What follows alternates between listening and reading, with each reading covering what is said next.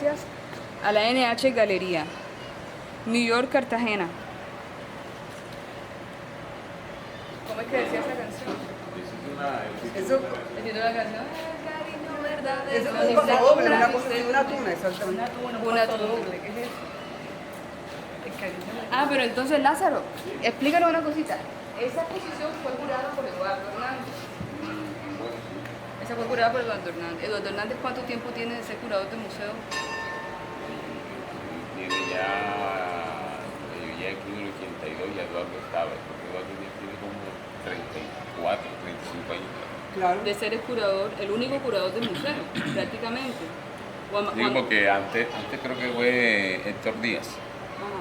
Sí, eso es una convocatoria con motivo del amor y la amistad. Es más, el 22 va a haber una fiesta. Sí, sí. El 22, Sí. o sea, eso es como el jueves. El jueves 20. ¿En serio tenemos que venir? 400.000 pesos la pareja. Pero la fiesta es para qué? ¿Qué van a conmemorar? ¿A celebrar? No, para fondo para mujeres.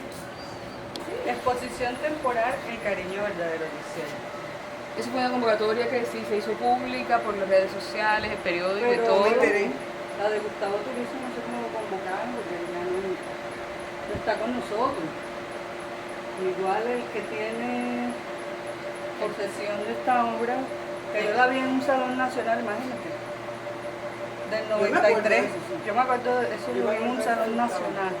Tiene que no son una obra. Pero fíjate, una cosa que me llama la atención es, en las fichas técnicas está puesto el valor de las obras. Las obras están en venta en el museo. Yo me acuerdo cuando yo recién terminaba mis estudios, que uno venía acá al museo y a uno le insistían y le decían, en el museo no se vende. Como que les quede claro a ustedes que el museo no es una galería. Y fíjate qué paradójico, hoy en día viene uno y se encuentra con obras, una convocatoria hecha por el museo, por el curador del museo, y las obras tienen precio.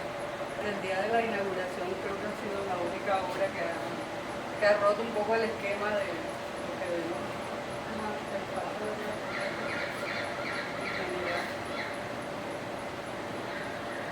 ¿Ante qué tipo de pensamiento están? ¿Pensamiento creativo están? O es sencillamente una excusa para hacer algo para el Día del Amor y la Por Amistad. eso pregunto yo qué clase de curaduría fue. O sea, lo que mezclan es como la colección del museo con obras que no pertenecen a la colección pero están puestas a la venta. Sí, es lo que entiendo, ¿no? Pero entonces, ¿por qué se pone a la venta estas obras? ¿A quién quieren convocar? Y en un día como ese que es tan comercial, ¿no? El Día del Amor y la Amistad, que me parece ya, no sé. El museo, ahora la cuestión es que el museo entra en ese juego de estrategia comercial, de Claro. utilizar el sentimiento, las relaciones humanas para comercializarlas, y desafortunadamente pues Pero eso utiliza la misma da fórmula. cuenta de la decadencia en la que está, la decadencia, digamos, de pensamiento, no sé, en la que está el museo. Sí, es decir, es que cuando se rompen los límites, tú no sabes aquí si estás en una galería o estás en un museo. Sabes que estás en el museo porque entraste al Museo de Arte Moderno Cartagena, al lugar donde... Al templo, exactamente. Pero cuando tú entras, esto funciona como una galería. Entonces, lógicamente que está incidiendo el pensamiento privatizador del arte. Entonces, ¿dónde está el límite? Entonces, esas confusiones que se crean son precisamente la intención es esa, ¿no? Es esa, ¿no? Es decir, confundir al espectador en dónde está el límite del arte y del no arte. Entonces, esto le quita seriedad al museo, esto le quita seriedad a Cartagena, como un ente cultural, como una... Al arte local. Sí, le quita seriedad, lastimosamente. Además, hay artistas que habrían podido hacer con este título muy comercial, me parece muy comercial, estoy de acuerdo con Alessia y con Elena, pero pues si hay un artista que se le enfrenta a eso, como lo hizo, por ejemplo, José Sierra, pues ya el arte ya se muestra de otra manera, pero cuando tú ves complacencia con ese título en otras obras, entonces ya tú dices, por favor, ¿qué está pasando aquí? Sí. Realmente el único museo destinado al arte local, latinoamericano, regional, Y estas son las apuestas, de las pocas apuestas que le ofrecen al arte local, es precisamente negar las posibilidades a ese nuevo pensamiento. O sea, si se le pone ya un criterio tan superfluo a una obra, porque estas obras podrían estar muy bien en otro tipo de pensamiento curatorial, de investigación. No es la obra. Entonces, estamos frente a una propuesta que lo que pretende es seducir a un espectador para que compre, que para crear una reflexión alrededor del tema, digamos, propuesto ahora. La política, sí, la política en estos momentos del museo de buscar plata, que puede ser, pues, necesita capitalizarse, ¿no? Hay obras aquí que pertenecen al museo y hay obras que no pertenecen. Las que no pertenecen están a la venta, pero las que pertenecen, ¿no será que se puede de alguna manera comercializar con la colección? O sea, porque no sé, hay algo que no entiendo y eso sí creo que dentro de los reglamentos institucionales no se puede.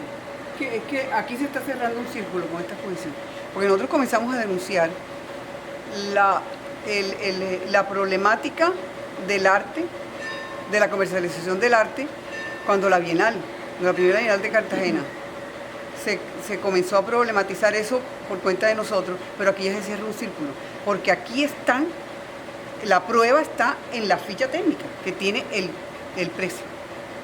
Lo que decía Elena, tiene el precio dentro de la ficha técnica, es decir, aquí ya se está instrumentalizando el concepto de curaduría. Entonces eso es gravísimo, porque aquí se está cerrando el círculo de lo que nosotros venimos denunciando, es decir, ya la enfermedad llegó al museo. Lo estamos viendo en la vitrina de café, lo estamos viendo, sí, en la fiesta de 200.000 pesos, 400.000 pesos que va a haber.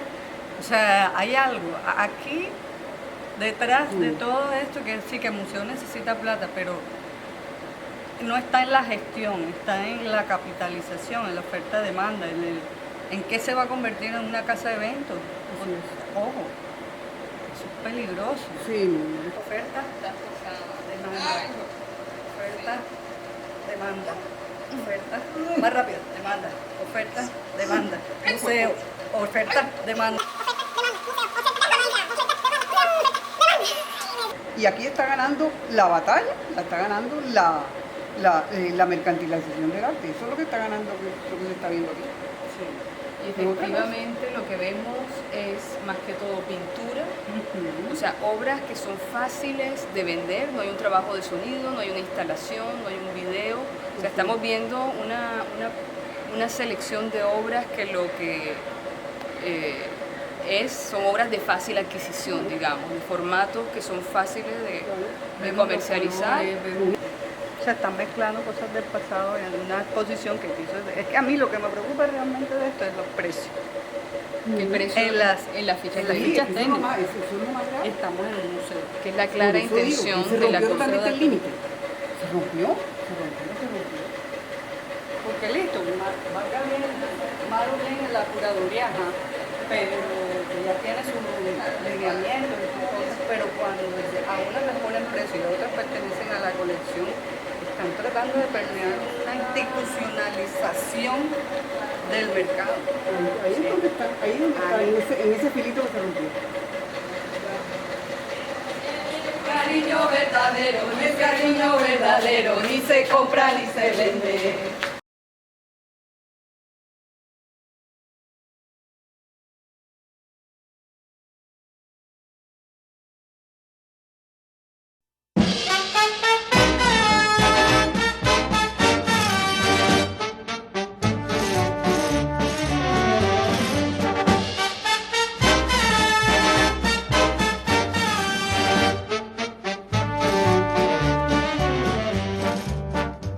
Me ofrecen correr el mundo entero de amores y dinero y me brindan un caudal.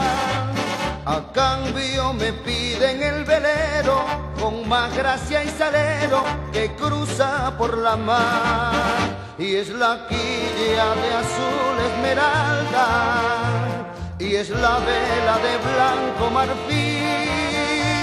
Mi velero jamás tendrá precio. Por eso a la gente le digo yo así: ni se compra ni se vende el cariño verdadero, ni se compra ni se vende. No hay en el mundo dinero para comprar los quereres, que el cariño verdadero ni se compra ni se vende. ¡Ah!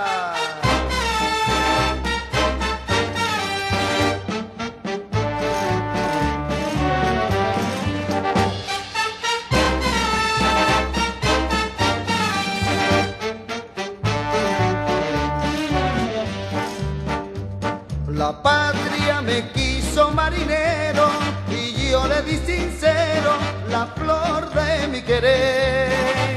Con flecha clavó mi fantasía, la luz de un nuevo día comienza a florecer. Y es la espuma del mar de mi sueño, que en un beso de luna y de sal, y las olas con son de guitarra me llevan al mundo mi viejo cantar. Ni se compra ni se vende el cariño verdadero, ni se compra ni se vende. No hay mucho dinero para Yo quiero uno así. Hombre, no, pero no sabe besar. Pero parece, ¿no? Que supiera. Eso es lo importante, que parezca. Le falta lengua. Que falta- Le falta lengua.